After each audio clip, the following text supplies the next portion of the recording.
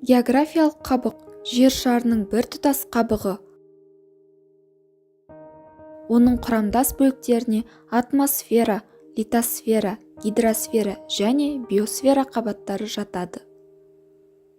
Олар бір-бірімен өзара тығыз байланыста болады.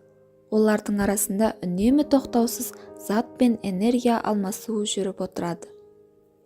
Жердің ауа қабаты атмосфера. Ауаның құрамы 78,8% азот, 21% оттегі, 1% басқа газдардан тұрады. Атмосфера маңызды 3 құрамдас бөліктен тұрады: су буы, озон, көмірқышқыл газы. Атмосфераның қабаттары: тропосфера, стратосфера, мезосфера, термосфера және де экзосфера. Жердің тіршілік қабаты биосфера. Биосфера жер шарындағы тірі ағзалар таралған аймақ.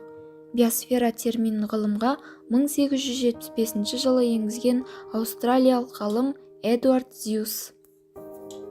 Биосфера, яғни тіршілік, литосфераның жоғарғы қабатын, атмосфераның төменгі қабатын, бүкіл гидросфераны қамтиды. Биосфераны құрайтын тірі организмдер екіге бөлінеді: флора мен фауна.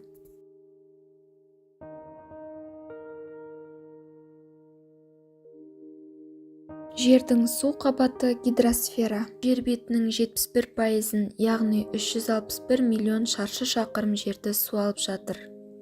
Жер бетінің 4/3 бөлігін су алып жатыр. Құрлық суларына өзендер, көлдер, жерасты сулары, мұздықтар және жасанды су қоймалары жатады. Жердің қатты қабаты литосфера.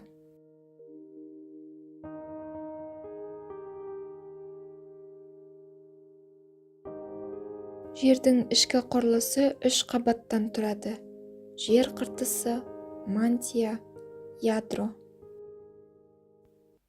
Ядро радиусы 3500 км, температурасы 4000 градусқа дейін жетеді.